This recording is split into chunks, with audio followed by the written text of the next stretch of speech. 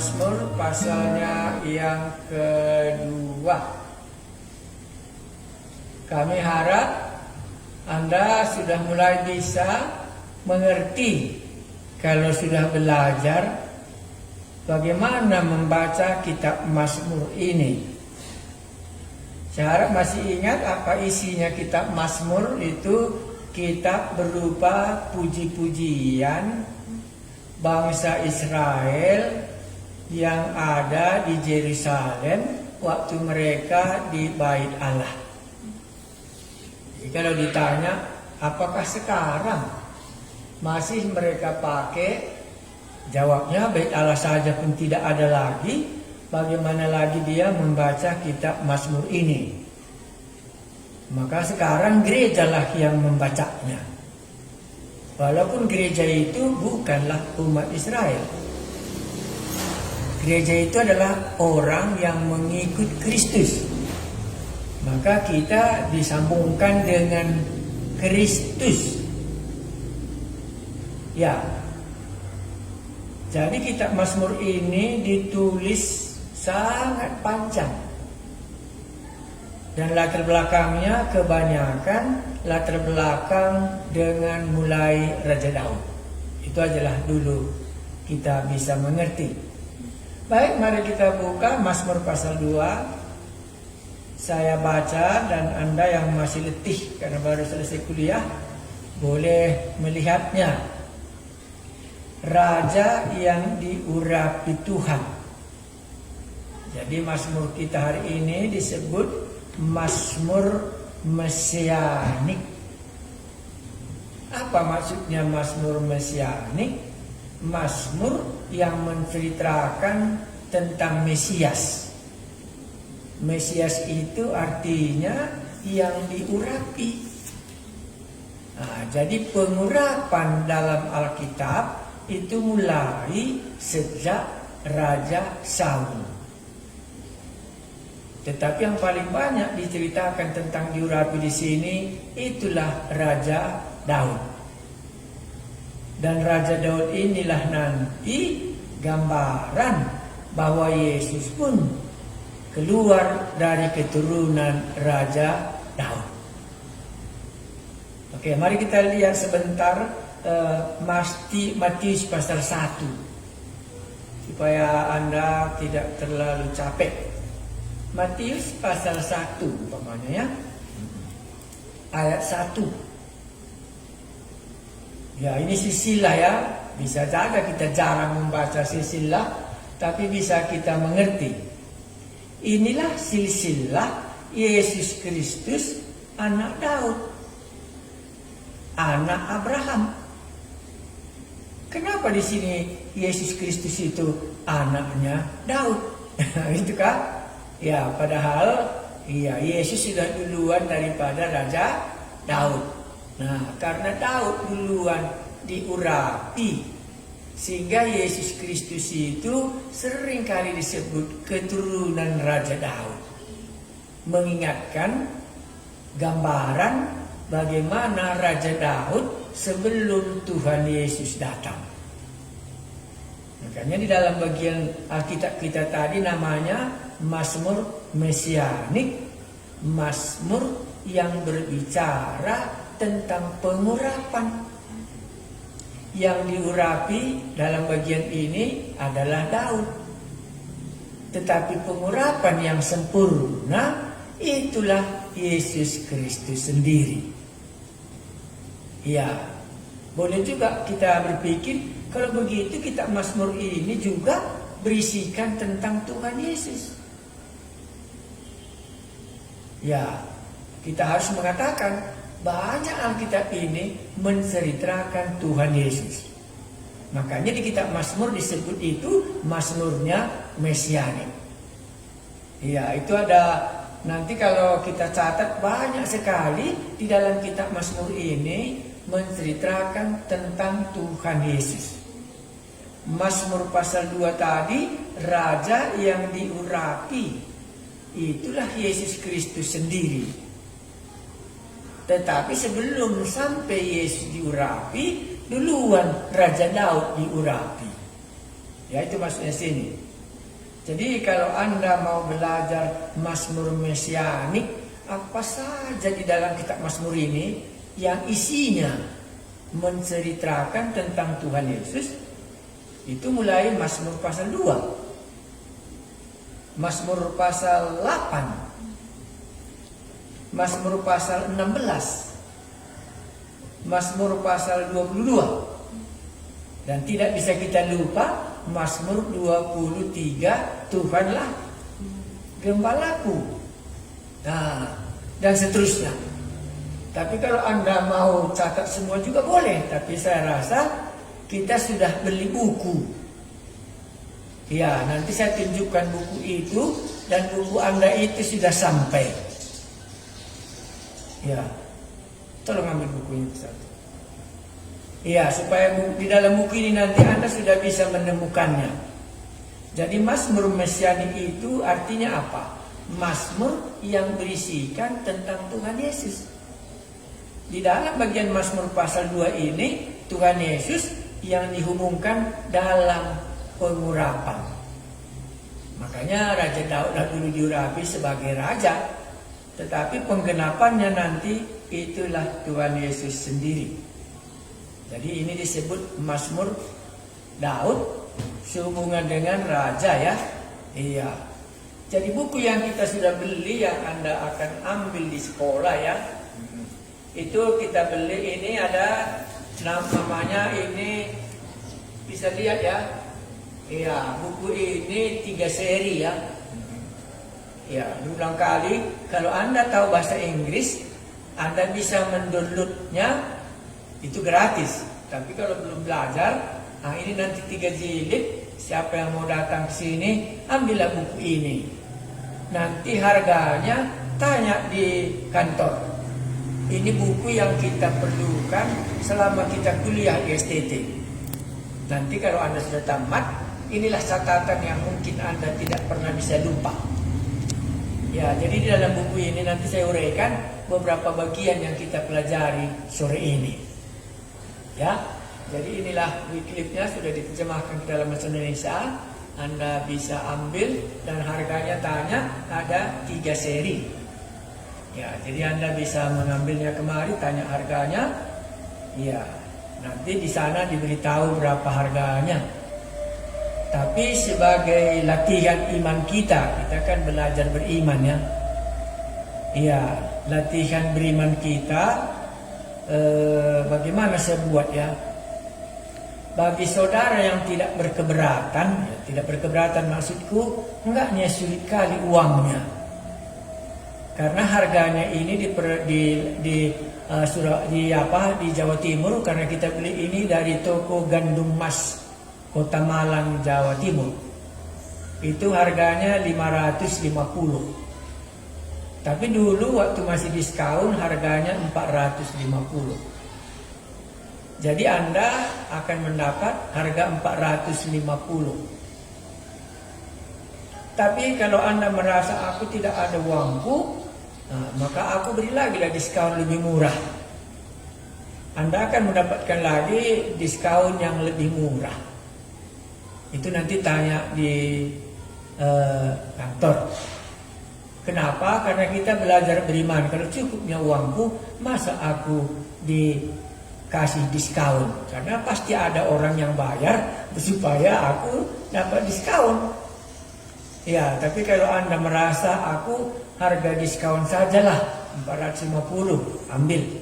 Oh, aku di bawah 450 diskonku karena aku nggak banyak uangku. Aku ini saja uangku, boleh. Ya, tapi saya harap jangan Anda tidak punya buku.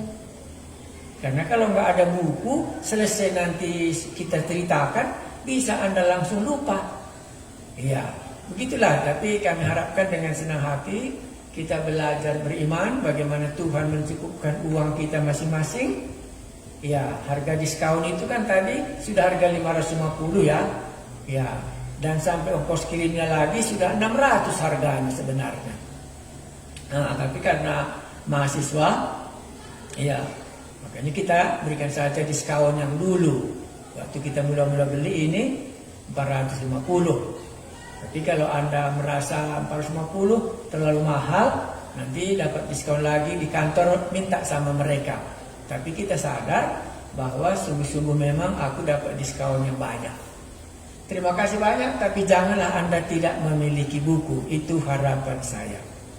Ya, ya. Kalau apapun nggak ada, tapi aku mau bukunya, Anda boleh ambil ya. Ya, karena kita kan belajar bagaimana Tuhan mencukupkan kita dari hari ke sehari. Cukup ya, di dalam buku ini secara sederhana, Mazmur pasal 2 ini dia bagi 4 bagian. Bagian yang pertama itu ayat 1 sampai 3, gampang. Baru bagian yang kedua itu mulai dari ayat 4, 5, 6. 3 ayat dibuatnya satu bagian. Ya, baru mulai lagi ayat berapa ya? 7, 8, 9. 3 ayat lagi. Baru ayat 10, 11, 12. Jadi Wycliffe membagi 4 grup, 4 bagian dalam Mazmur ini. Oke, mari kita baca ya. Ya, jadi Mazmur itu yang kita pelajari hari ini adalah Mazmur tentang mesianik. Mazmur menceritakan tentang Tuhan Yesus. Ya begitu ya, karena ada juga nyanyian kita menceritakan tentang Tuhan Yesus, kan ada kan? Cerita Tuhan Yesus. Itu kan nyanyian kita itu cerita Tuhan Yesus. Semakin diulang semakin sedap. Demikian juga di dalam Mazmur. Ada Mazmur mesianik namanya, menjelaskan tentang siapa Yesus itu. Ya, di sini Yesus itu adalah orang yang diurapi. Mari kita baca dulu. Masih mau lebih pintar? Karena mana tahu ada yang lebih mau pintar masukku tadi. Kenapa saya katakan pintar? Karena tahun lalu saya ngajar Mazmur, saya samakan kurikulumnya dengan teologi Fuller Amerika. Karena buku yang saya pakai adalah diktat mereka pada waktu itu. Ya, mereka kitab Mazmur ini dipelajarinya hanya 11 pasal. Jadi kita mengikuti kuliah mereka karena ada diktatnya, ada buku yang dipakai mereka, itu kita pakai. Itu memang terlalu berat mempelajarinya. Jadi kita turunkan sedikit. Tapi kalau Anda mau yang berat, saya nanti akan kasih. Iya. Mana tahu Anda tertarik belajar kitab Mazmur lebih berat, nah, itu ambil saja dari Fuller Teologi itu dipakainya. Yang mengajar dosennya di sana itu namanya Pak Johnston. Ya, itu dosen yang mengajarkan kitab Mazmur ini. Tapi waktu saya belajar kitab Mazmur, hampir seluruhnya kami pelajari. Ya, dosenku lain lagi caranya mengajar, bukunya juga caranya berbeda. Ya, kita caranya belajar di STT ini juga berbeda juga. Bagaimana? Kenapa nggak dibuat sama? Ya, karena kan sekarang saja sudah pandemi, tanya jawab pun tidak bisa, berarti harus diturunkan supaya tidak menjadi menjadi buta. Jadi sejauh yang bisa kita ambil, bisa kita ambil. Oke ya, terima kasih banyak. Inilah informasinya sedikit. Mari kita buka Mazmur tadi, apa isinya? Tapi isinya jelas adalah tentang pengurapan seorang raja. Baik ya, saya baca. Raja yang diurapi Tuhan. Ya, Tuhan di situ Yahweh ya. Mengapa rusuh bangsa-bangsa? Jadi si pemazmur mulai berpikir, kenapa rusuh bangsa-bangsa? Ya, itu mulai masuk caranya berpikir di si pemazmur yang menulis ini. Kalau pasal 1 masih ingat? Berbahagialah orang yang merenungkan Taurat itu siang dan malam. Tetapi bukan demikian bagi orang yang, apa katanya di situ? Orang fasik. Jadi di dalam Mazmur pasal 1 dibuatnya 2 manusia. Satu yang berbahagia, itulah merenungkan Taurat siang dan malam. Satu itulah orang fasik yang akan menuju kepada kebinasaan. Sekarang si pemazmur melihat dunia, tapi yang dilihat di dunia di situ mengenai bangsa-bangsa. Berarti di sini nanti ada dua bangsa. Maka di dalam pemazmur tadi langsung berkata, mengapa rusuh bangsa-bangsa? Kalau menurut Anda kenapa musuh? Kenapa muncul rusuh bangsa-bangsa? Jawabnya, mengapa suku-suku bangsa mereka-reka perkara yang sia-sia? Raja-raja dunia bersiap-siap dan para pembesar bermufakat bersama-sama melawan Tuhan dan yang diurapinya.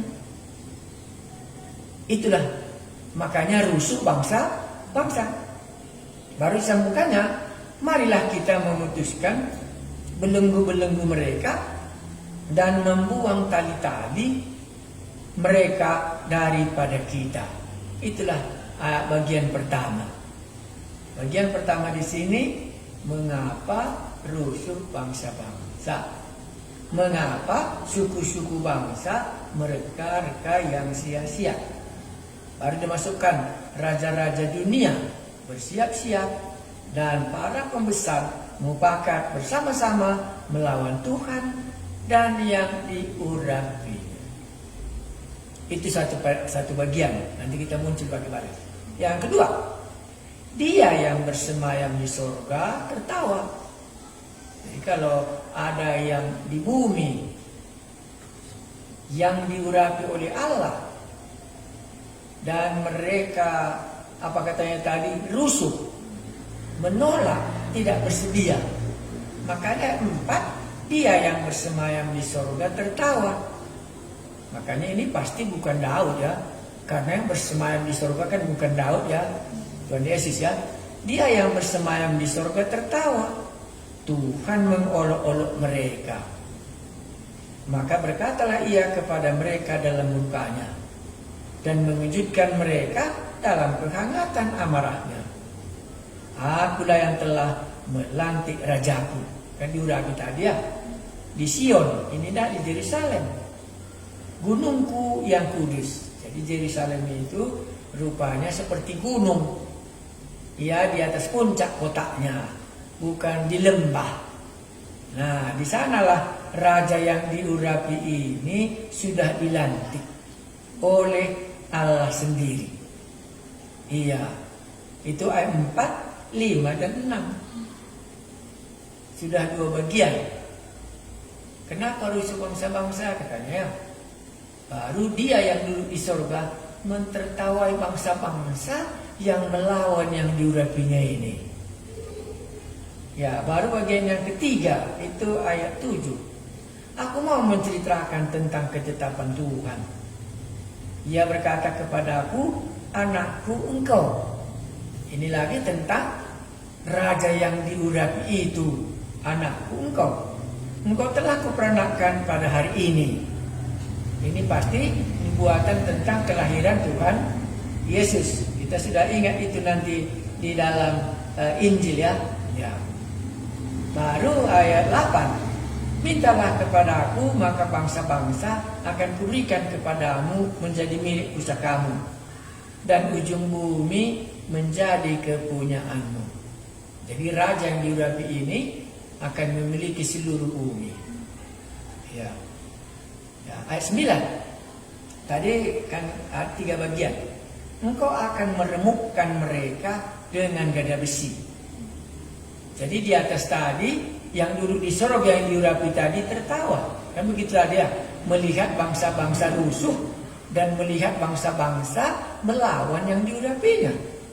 Tetapi 9, engkau akan meremukkan mereka dengan gada besi, memecahkan mereka seperti tembikan tukang periuk. Menang yang diurapi ini karena memang dia berasal dari Allah sendiri. Nah, kalau demikian, apa sikap kita? Itulah 10. Nah, oleh sebab itu, hei raja-raja, bertindaklah bijaksana, terimalah pengajaran. Hei para hakim dunia, beribadalah kepada Tuhan dengan takut. dan ciumlah kakinya dengan gemetar, supaya ia jangan murka dan kamu binasa di jalan. Sebab mudah sekali murkanya menyala. Barulah disambung tutupnya, berbahagialah semua orang yang berlindung padanya. Sudah bisa ya? Iya, iya. Berbahagialah orang yang berlindung padanya. Tetapi latar belakangnya tadi apa? Kenapa dunia bangsa-bangsa rusuh? Kenapa dia melawan yang diurapinya? Sudah bisa? Oke, kita ulangi membacanya. Ya, kita baca ayatnya yang pertama. Saya ulangi 4 bagian tadi ya. Bagian yang pertama, mengapa rusuh bangsa-bangsa? Ya. Ya. Baru bagian yang kedua, ayat 4. Dia yang bersemayam di surga tertawa. Ya. Kenapa dia mentertawai mereka? Karena gak mungkin dilawannya orang yang diurapi. Tapi dia bersama-sama, bersatu dia melawan yang diurapi itu. Jadi yang diurapi ini bukan ketakutan dia, tetapi dia mentertawakan orang itu, orang yang melawannya. Nah, baru yang ketiga itulah ayat 9 tadi, ayat apa lagi ya? Ayat 7, 8, 9. Engkau akan meremukkan mereka dengan gada besi. Maka kalahlah nanti orang-orang yang melawan yang diurapinya ini. Nah, kalau demikian jadinya, ya 10 lah. Oleh sebab itu, ya kan? Oleh sebab yang mana? Oleh sebab ditertawainya kau nanti, ya. Oleh sebab diremukkannya kau nanti, karena dia diurapi. Iya, oleh sebab itu, itulah nasihat kan? Hei raja-raja, bertindaklah bijaksana, supaya jangan kamu melawan yang diurapi raja itu. Janganlah kamu melawan dia, tetapi bagaimana? Beribadahlah kepada Tuhan dengan takut, dan ciumlah kakinya dengan gemetar, supaya ia jangan murka dan kamu binasa di jalan. Sebab mudah sekali murkanya menyala, barulah ditutupnya. Berbahagialah semua orang yang berlindung padanya. Terjadi 2 bangsa. Bangsa yang melawan yang diurapinya, dan bangsa yang takut dan beribadah kepadanya, dia akan berbahagia. Nah, itulah yang mau diungkapkan oleh si pemazmur ini. Oke ya, kita ulangi satu lagi. Kita ulangi lagi caranya. Anda lihat di bawah ayat 1 dan 2. Di bawah Alkitab kita ada footnote-nya. Itu Kisah Rasul 4 ayat 25 sampai 26. Kita baca sekali lagi ayat 1 dan 2. Mengapa rusuh bangsa-bangsa? Mengapa suku-suku bangsa mereka-reka perkara yang sia-sia? Raja-raja di dunia bersiap-siap, dan para pembesar bermufakat bersama-sama melawan Tuhan dan yang diurapinya. Ini yang diucapkan oleh Rasul Petrus dalam Kisah Rasul pasal 4, waktu mereka ini dianiaya, waktu mereka ini melawan. Ya, kita baca supaya kita lihat latar belakangnya ya. Kisah Rasul pasal 4 ayat 25 ya. Ya, 25. Ini Petrus dan Yohanes di mahkamah agama di Yerusalem. Ya. Di sana dikatakannya begini 25. Dan oleh Roh Kudus dengan perantaraan hamba-Mu Daud, Bapa kami, Engkau telah berfirman, mengapa rusuh bangsa-bangsa? Mengapa suku-suku bangsa mereka-reka perkara yang sia-sia?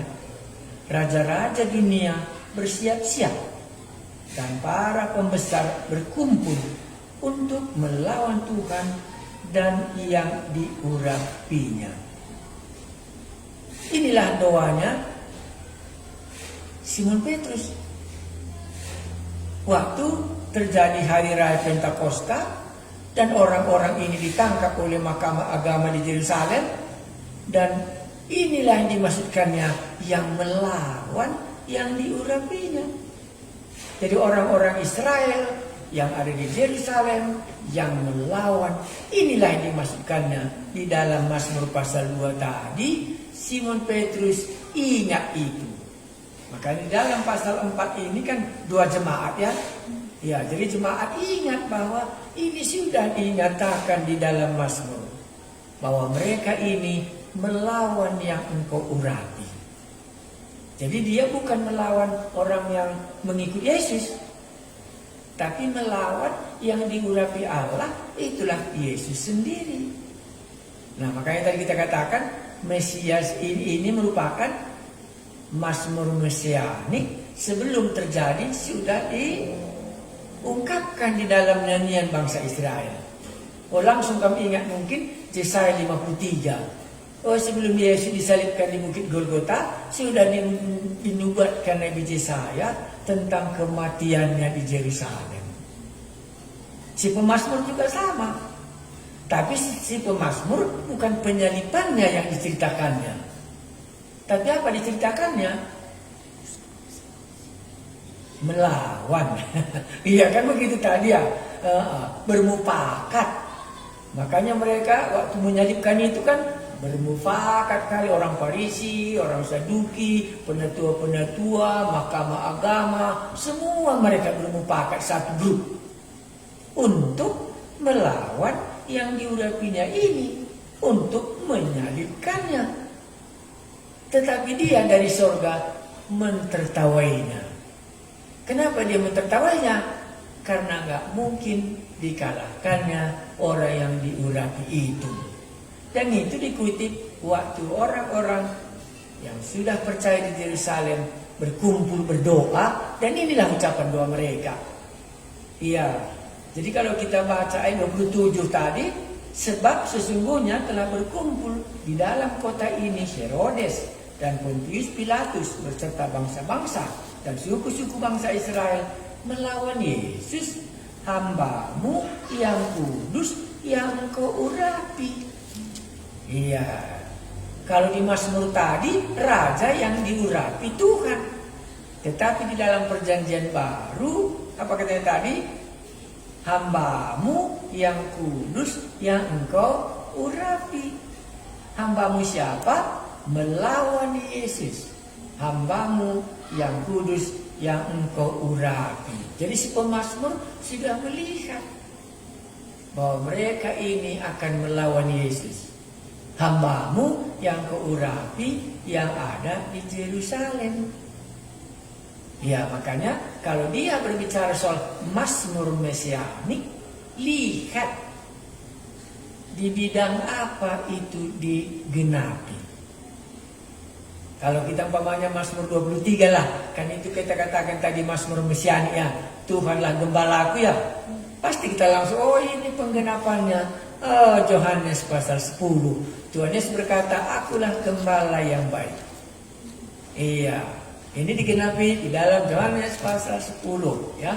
Jadi nanti setiap mesianik di dalam bagian ini ada penggenapannya di dalam hidupnya Tuhan Yesus. Maka ini dikatakan Mazmur mesianik. Ya. Kalau Mazmur 51 Mazmur apa kita buat? Mazmur mendidik ya, atau Mazmur pengakuan dosa.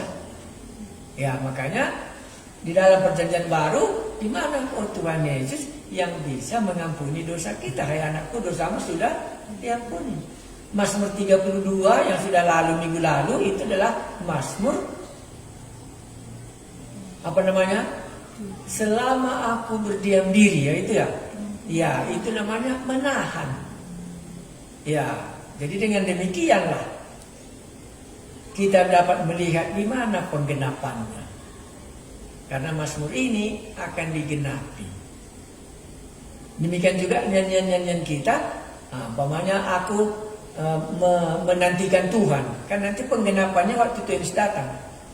Nah, si Mazmur ini, inilah Mazmur Raja Daud Mazmur mengenai diurapi, tetapi ini Mazmur mesianik karena Mazmur ini digenapi di dalam Tuhan Yesus. Ya, makanya ayat 1 dan 2 sama dengan Kisah Rasul 4 25 sampai 26. Medannya tidak sama. Dulu kitab Mazmur di Bait Allah dibacakan, sekarang waktu umat Israel yang sudah percaya kepada Yesus yang diurapi inilah yang sudah dilawan mereka. Maka dikatakannya, mengapa rusuh bangsa-bangsa, mengapa suku-suku bangsa mereka perkara yang sia-sia? Karena mereka di Yerusalem pada waktu itu mereka yang sia-sia. Apa yang mereka melarang supaya jangan mereka memberitakan nama Yesus. Itulah perkara yang sia-sia. Baru raja-raja di dunia bersiap-siap dan para pembesar bermufakat bersama-sama melawan Tuhan dan yang diurapinya. Itulah 27. Pilatus dan Herodes dan bangsa-bangsa lain sudah bersepakat untuk melawan yang engkau urapi. Kan itu tadi dibilang 27 ya. Sebab sesungguhnya telah berkumpul di dalam kota ini Herodes, raja ya, Pilatus, raja, beserta bangsa-bangsa dan suku-suku bangsa Israel melawan Yesus. Jadi di dalam kitab Mazmur belum diungkapkan Yesus, tetapi di dalam Kisah Para Rasul sudah disebutkan melawan Yesus, hambamu yang kudus, yang kau urapi. Nah, baru sambungnya, untuk melaksanakan segala sesuatu yang telah engkau tentukan dari semula oleh kuasa dan oleh kehendakmu sendiri. Dan sekarang ya Tuhan, lihatlah bagaimana mereka mengancam kami. Dan berikanlah kepada hamba-hambamu keberanian untuk memberitakan namamu. Ulurkanlah tanganmu untuk menyembuhkan orang. Dan adakanlah tanda-tanda dan mujizat-mujizat oleh nama Yesus, hambamu yang kudus. Dan ketika mereka sedang berdoa, goyanglah tempat mereka berkumpul itu. Dan mereka semua penuh dengan Roh Kudus. Lalu mereka memberitakan firman Allah dengan berani. Ditertawai kan? Tidak bisa mereka menang. Orang ini yang menang karena mereka inilah orang yang diurapi Allah. Iya, karena diurapi artinya diberikan Allah kuasa kepadanya. Baik, itulah penggenapan ayat 1 dan 2. Nah, mari kita masuk ayatnya yang ke-4. Kan itu tadi kita 4, 5, 6 ya. Dia yang bersemayam di surga tertawa. Tuhan mengolok-olok mereka. Jadi sebenarnya kalau bangsa-bangsa melawan Allah yang diurapi ini, dia yang di sorga itu mengolok-olok kita. Ayat 5, maka berkatalah ia kepada mereka dalam murkanya dan mengejutkan mereka dalam kehangatan amarahnya. Nanti terkejutlah orang ini. Ya, makanya terkejutlah nanti Herodes. Kalau Anda baca di belakang, ditampar malaikat dan Herodes mati dan dimakan cacing. Ya, itu nanti di dalam Kisah Para Rasul. Maka terkejut mereka. Ya, ada Anda lihat itu ayat berapa itu ya? Saya nggak lihat kali, tapi kita bacalah. Iya. Itu Herodes mati ditampar itu di pasal berapa? Ada yang lihat teman-teman yang di rumah? 12, 20. Oke, kita lihat Kisah Rasul pasal 12. Kisah Rasul pasal 12. Kisah Rasul 12 ayat 23. 23. Ah ya, Herodes mati. Mari kita baca. Kita baca 20. Herodes sangat marah terhadap orang-orang Tirus dan Sidon. Atas persetujuan bersama mereka pergi menghadap dia.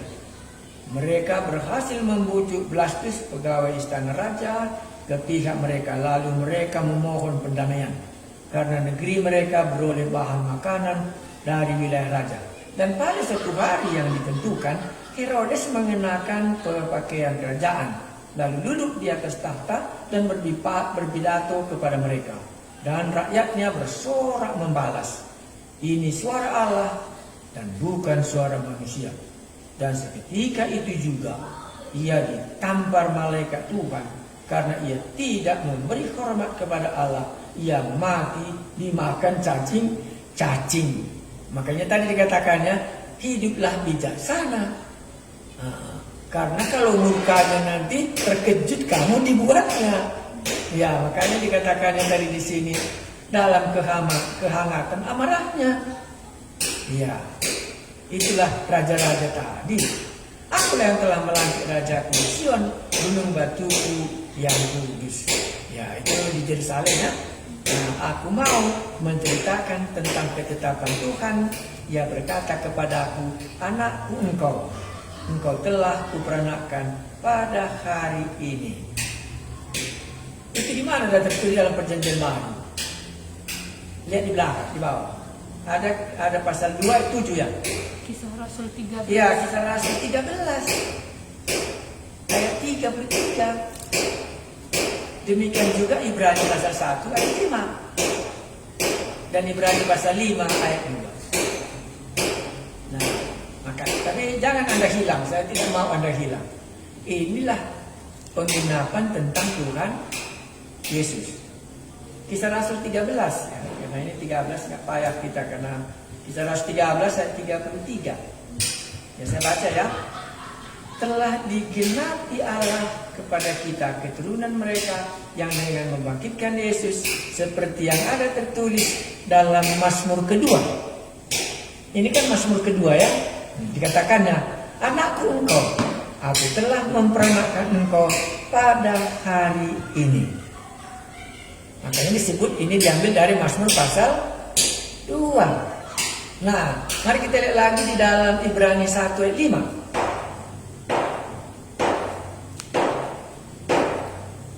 Ibrani 1 ayat 5.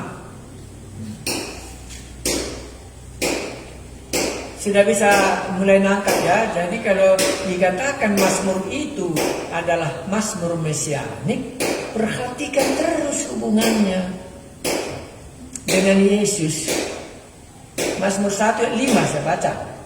Karena kepada siapakah di antara malaikat-malaikat itu pernah ia berkata, anakku engkau telah kuperanakkan pada hari ini, dan aku akan menjadi bapanya dan ia akan menjadi anakku. Dan ketika ia membawa pula anaknya yang sulung ke dunia, ia berkata, semua malaikat Allah harus menyembah dia. Ya. Pasal 5 ayat 5. Kan begitu tadi ini. Pasal 5 ayat 5. Saya baca lagi. Demikian pula Kristus tidak memuliakan dirinya sendiri dengan menjadi imam besar, tetapi dimuliakan oleh Dia yang berfirman kepadanya, anakku engkau telah kuperanakkan pada hari ini. Maka dia jauh lebih tinggi daripada semua imam-imam yang ada. Ya, nah itulah namanya Mazmur berbicara tentang mesianik, tentang Yesus. Ya, baik, sudah ya. Mari kita lanjutkan ayat 8. Mintalah kepada aku, maka bangsa-bangsa akan kuberikan kepadamu menjadi milik pusakamu, dan ujung bumi menjadi kepunyaanmu. Engkau akan meremukkan mereka dengan gada besi, memecahkan mereka seperti tembikar tukang periuk. Itu di mana tertulis? Nah, itu dalam kitab Wahyu. Itu nggak usah kita baca sepanjang waktu tadi. Ya. Nah, makanya dalam kitab Wahyu akan digenapilah ayat 9 ini. Engkau akan meremukkan mereka. Siapa mereka di sini? Bangsa-bangsa yang mereka-reka dan yang mufakat melawan Tuhan, dan yang diurapinya. Mereka akan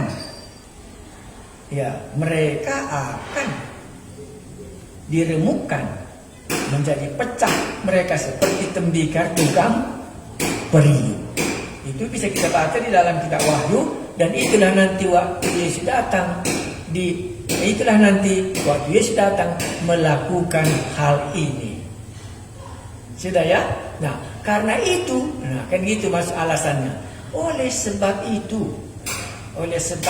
nomor 1, oleh sebab ayat 1, 2 dan 3 kan gitu ya. Kedua, oleh sebab 45. Barulah, oleh sebab itu, hai raja-raja, bertindaklah bijaksana. Apa artinya bijaksana? Biarkan. Apa? Ya, kenapa dikatakannya bertindaklah bijaksana? Janganlah kamu sepakat melawan, itu maksudnya. Ya, itulah namanya bijaksana. Jangan nanti kau kena hal ini. Ya, makanya oleh sebab itu, hai raja-raja, bertindaklah bijaksana. Terimalah pengajaran ini. Pengajaran yang mana? Pengajaran yang di atas tadi. Kalau kamu mufakat melawan yang diurapinya, diketahuinya kau nanti. Iya, kalau kamu mufakat melawan, marah nanti dia, diremukkannya kau nanti tiba-tiba. Nah, bertindaklah bijaksana. Terimalah pengajaran. Hei para hakim dunia, jangan bertindak sembarangan. Nah, barulah yang ke-11. Beribadahlah kepada Tuhan. Ya, karena memang ini yang diurapinya, kepadanya lah kita beribadah. Jangan takut. Bukan melawan seperti orang itu. Dan ciumlah kakinya dengan gemetar. Karena nanti gampang dia murka. Supaya ia jangan murka dan kamu binasa di jalan. Ya. Sebab mudah sekali murkanya menyala. Iya. Jadi kalau begitu dulu dalam perjanjian lama, seringkali rupanya yang diurapi itu murka ya. Nah, dalam zaman Tuhan Yesus pun ada ingatnya Tuhan Yesus pernah murka. Iya, waktu dia mengutuk pohon ara ya. Iya, waktu dia lihat nggak ada pohon ara ini buahnya gitu ya. Baru dia berkata, terkutuklah kau, jangan lagi kau kapan pun berbuah. Langsung kering semuanya. Jadi bukan selamanya yang diurapi ini kita rasa penuh dengan panjang sabar, tetapi juga iya, makanya dikatakannya tadi oleh sebab itu hai raja-raja bertindaklah bijaksana. Nah, jadi kalau kita bertindak bijaksana, berakhirlah terakhir. Berbahagialah semua orang yang berlindung pada yang diurapi ini. Kemarin berbahagialah orang yang merenungkan Taurat itu siang dan malam. Tapi kalau di sini berbahagialah orang yang berlindung padanya. Karena di dalam pasal 2 ini tadi terjadi dua bangsa. Satu bangsa mengolok-olok. Satu bangsa itu apa katanya tadi? Berlindung. Iya. Jadi kalau kita berlindung kepada yang diurapinya ini, pasti berbahagia hidup kita. Kenapa? Karena kita tidak diketahuinya. Kenapa? Karena kita tidak dimurkainya. Kenapa? Karena dia tidak akan membalaskan. Tetapi kalau orang mau tertawai, tetapi orang yang bermufakat melawan yang diurapinya, nah itu hati-hatilah kau nanti. Mudah nanti murkanya menyala. Nah, barulah dibuat berbahagialah semua orang yang berlindung padanya. Mazmur pasal 1, berbahagialah kepada orang yang merenungkan Taurat itu, tetapi kepada orang fasik akan seperti sekam. Sekarang juga kenapa rusuh bangsa-bangsa? Karena mereka bersemupakat melawan raja yang diurapinya itu. Tetapi dia yang dari sorga mentertawai orang itu. Iya, barulah dikatakannya nanti datang dia berkuasa akan meremukkannya. Nah, sekarang iya, hai raja-raja, bertindaklah dengan bijaksana. Barulah dikatakannya yang bertindak dengan bijaksana itu berbahagialah semua orang yang berlindung padanya. Kalau dulu dalam Mazmur 1 renungkan Taurat itu siang dan malam, maka dia seperti pohon yang ditanam di tepi air dan sungai. Sekarang orang yang berlindung padanya akan berbahagia karena dia tidak akan kena murka waktu raja itu memurkai semua bumi yang mentertawakan dia. Inilah namanya Mazmur Mesianik. Kita ulangi ayat 1 sampai ayat 3 itu mengapakah rusuh bangsa-bangsa. ayat 4-6, Tuhan menjawab dari surga dengan mentertawainya yang melawan yang diurapinya itu. Maka kalau kita melawan Allah sebenarnya, ditertawai Allahnya kita dari surga. Iya, barulah disanjungkannya. Barulah ayat 7-9 itu aku akan mau menceritakannya. Barulah bertindaklah bijaksana supaya jangan kamu kena murka oleh yang diurapi itu. Janganlah kamu bersekelompok dengan orang yang melawan yang diurapinya ini. Inilah orang bijaksana. Tetapi berbahagialah semua orang yang berlindung padanya. Maka berbahagialah semua orang yang berlindung pada yang diurapinya itu. Itulah Tuhan Yesus dalam masa kedatangannya kedua kali. Orang yang berlindung padanya akan berbahagia, dan orang yang mentertawa dan orang yang sekelompok akan melawan seperti Pilatus dan Herodes tadi, dia akan mengalami kebinasaan. Akhirnya boleh kita katakan, ini kan sama dengan Mazmur pasal 1. Ada dua grup. Satu grup merenungkan Taurat, satu grup orang fasik.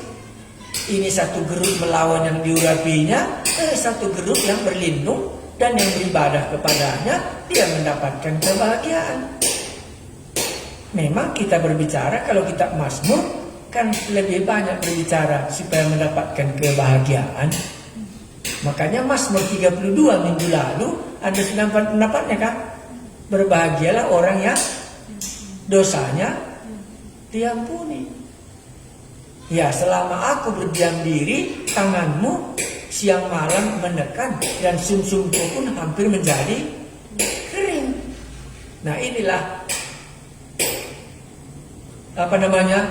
Mazmur-mazmur mesianik, supaya kita waktu kita membacanya, oh inilah terbelakangnya hubungannya dengan Tuhan Yesus. Ya, baik, ada yang mau kita tanyakan kah? Kalau tidak ada yang mau ditanyakan, saya ulangi Mazmur mesianik tadi, entah berapa banyak kita bisa pelajari, saya belum pastikannya. Tetapi Mazmur mesianik itu pasal 8 tadi ya, pasal 16, pasal 22, pasal 23, pasal 24, pasal 40. Ya, sampai di situ saja dulu, nggak usah terlalu banyak kali.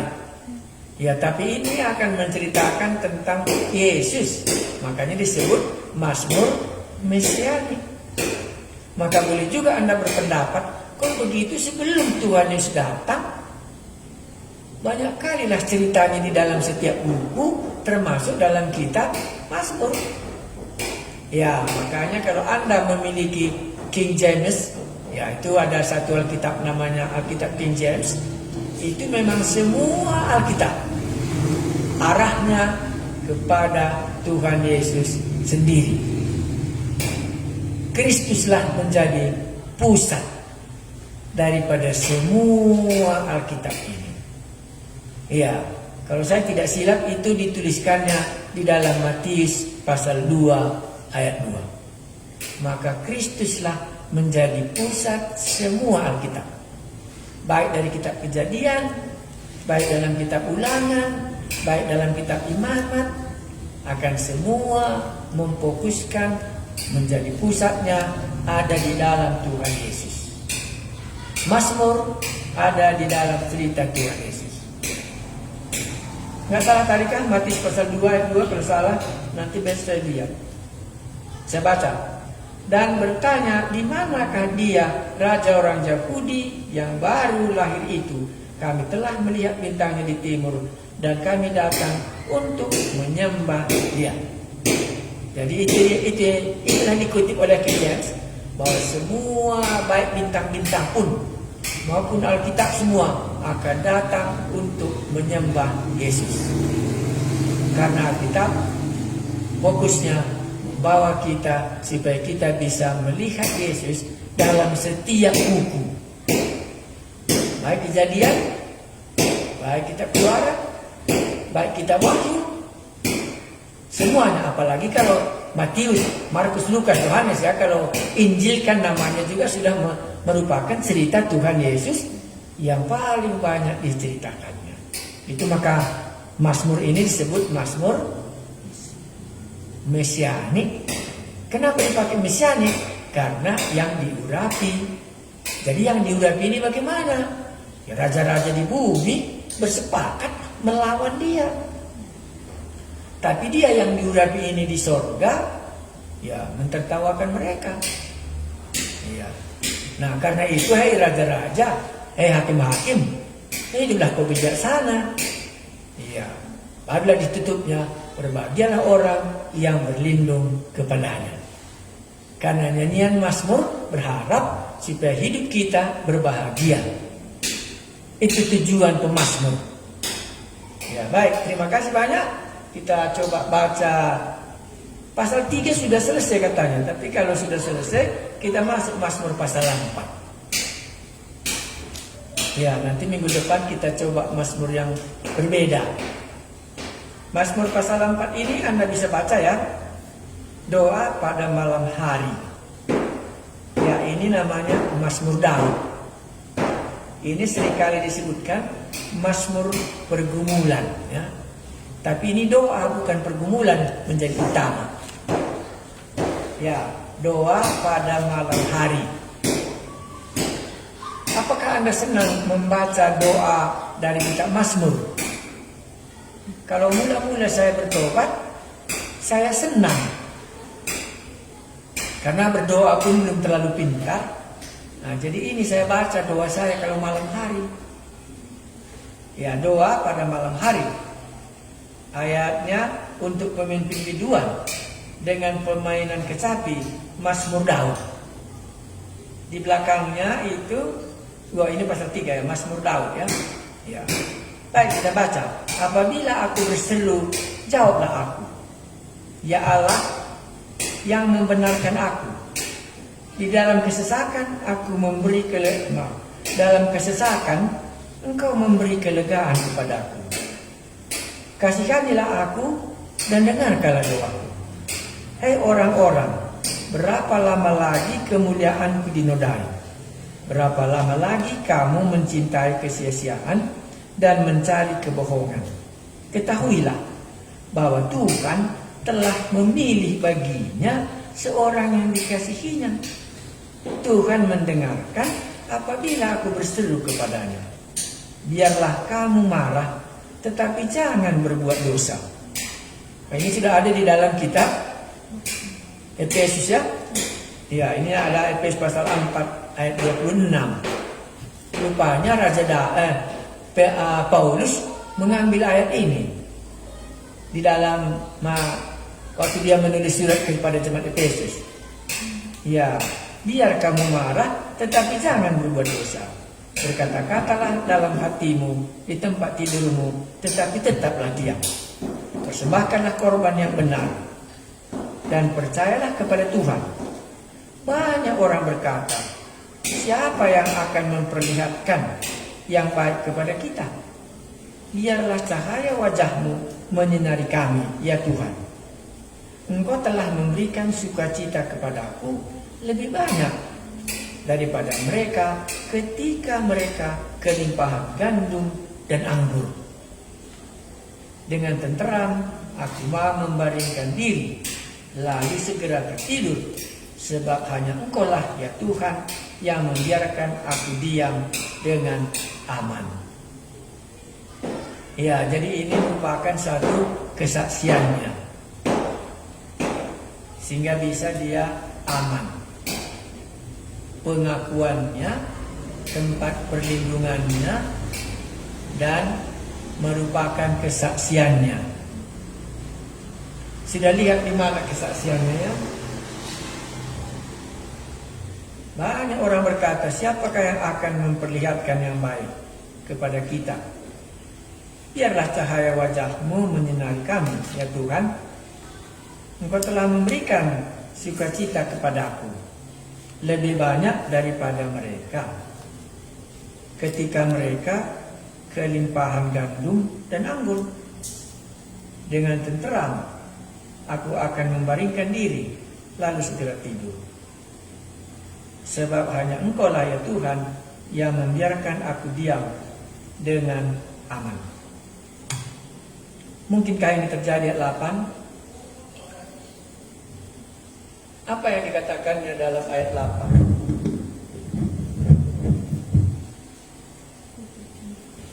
Apa yang Anda lihat dalam ayat 8? Dia bisa bersaksi, Engkau telah memberikan sukacita kepadaku lebih banyak daripada mereka ketika mereka kelimpahan gandum dan anggur. Jadi orang dapat rezeki, tetapi sukacitanya lebih daripada orang-orang yang mendapat gandum dan anggur itu.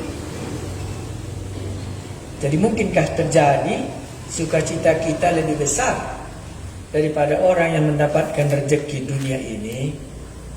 Itulah yang mau diucapkannya, dan masuklah dia tidur. Karena sukacitanya itu, langsunglah dia tertidur. Makanya disebutkan ini doa pada malam hari. Baik, kita masukkan lagi hal yang praktis, jangan teologi semua. Pasal 5, doa pada pagi hari. Untuk pemimpin biduan dengan pemain suling Daud. Apa dikatakannya? Berikanlah telinga kepada perkataanku ya Tuhan. Indahkanlah keluh kesahku. Perhatikanlah teriakku minta tolong. Ya Rajaku dan Allahku. Sebab kepadamu lah aku berdoa. Tuhan, pada waktu pagi Engkau mendengarkan seruanku.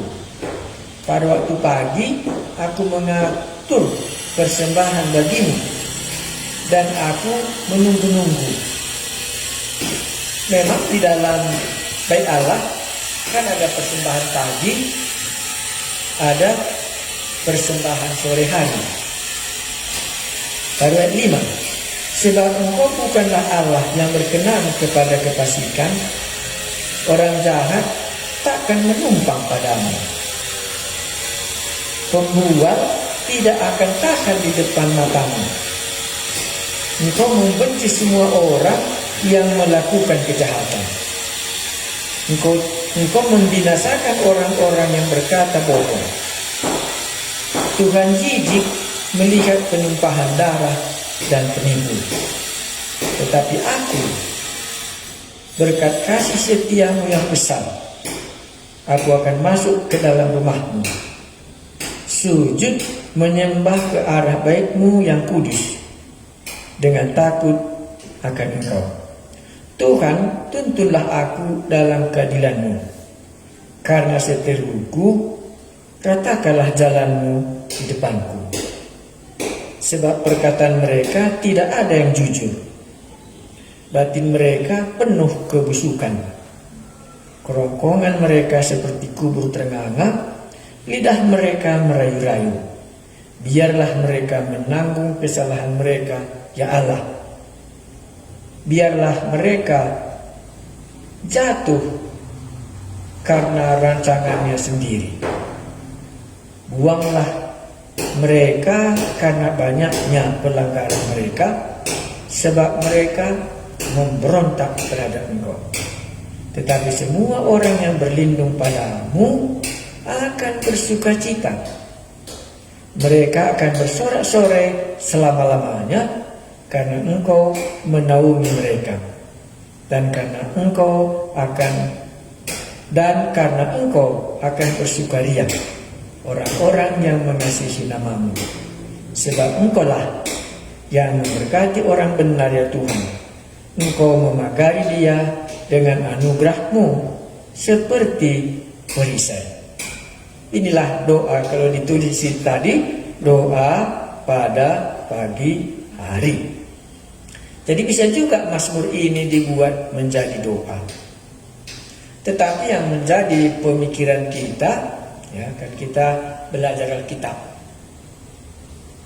Apakah nanti terjadi kalau aku pakai Mazmur dalam doaku? Boleh. Tetapi Mazmur tadi semua membawa kita kepada Tuhan Yesus. Jadi tidak mungkin kita ganti doa Mazmur kita dengan doa kita kepada Tuhan Yesus. Karena Tuhan Yesuslah kepenuhan akhir ujung daripada semua kitab Mazmur tadi. Ya, itu menjadi pegangan kita. Boleh Anda pakai ini menjadi doa, tetapi pasti Anda akan melihatnya lebih sempurna doa saudara nanti di dalam Tuhan Yesus. Ya, jadi ini kita baca, tetapi bisa kita tambahkan bagaimana hidup doa kita kepada Tuhan Yesus sendiri. Ya, karena ini nanti penggenapannya kan semua di dalam perjanjian baru. Ini kan tadi di bait Allah ya. Padahal bait Allah pun tidak ada lagi. Jadi ini hanya membuat kita kepada memori ya. Kita teringat, oh begini dulu umat-umat Israel beribadah di bait Allah waktu mereka berada di Yerusalem. Bagaimana mereka hubungannya dengan Tuhan. Dan bagaimana kita sekarang di dalam perjanjian baru, di mana Roh Kudus ada di dalam kita, di mana Tuhan Yesus sudah mati yang diurapi menjadi Raja dan Tuhan kita, dan sudah bangkit, dan Dia sudah duduk di surga, dan kepadanya kita berdoa. Ya, jadi saya ringkaskan pelajaran kita hari ini supaya jangan terlalu lama, tapi saya mau Anda bisa mengetahui jenis-jenis dari pemazmur ini. Ya, ini isinya doa ya. Oh, ini isinya mengenai mesianik. Oh, ini isinya kunci kebahagiaan, dosa diampuni. Oh, ini pengalaman merupakan pengajaran bagi kami hari ini. Ya, karena masih banyak jenisnya. Ya, sebagaimana nyanyian kita kan ada nyanyian kebawaan rohani ya. Ya, ada nyanyian untuk penghiburan ya. Ada nyanyian ala Bapa, ala Anak, ala Roh Kudus ya. Ya, ada nyanyian tentang firman Tuhan ya. Firman-Mu pelita bagi kakiku. Nah, itu kan semuanya. Nah, jadi dari situ kita bisa membaca kitab Mazmur ini supaya kita bisa mengeksegesinya walaupun tidak semua. Ya, tetapi kita diberi kemampuan untuk membaca kitab Mazmur kalau kita sudah selesai kuliah Mazmur ini. Sampai di sini, terima kasih ya. Jangan lupa membawa ataupun mengambil tafsiran Wycliffe-nya di sekolah kapan sempat. Ya, kasih tahu lah dulu karena ini kan banyak COVID ya. Jadi ya, jaga jarak lah kita. Mari kita berdoa. Boleh kami merenungkannya. Kenapa bangsa-bangsa rusuh? Boleh kami merenungkannya, berbahagialah orang yang berlindung padanya, kepada yang diurapi. Yang diurapi itulah Yesus Juru Selamat kami, dan yang telah duduk di surga. Terpujilah nama-Mu, mampukan kami memilih yang baik, supaya kami mendapatkan kebahagiaan yang berasal daripada-Mu. Terima kasih Tuhan, berilah kami hikmat, kebijaksanaan, supaya tidak ditimpa oleh murka yang diurapi itu, tapi berlindunglah padanya supaya kami mendapatkan kebahagiaan itu. Terima kasih Tuhan kami Yesus, kami datang memuliakan nama-Mu. Amin. Oke, sampai di sini kelas kita sore ini.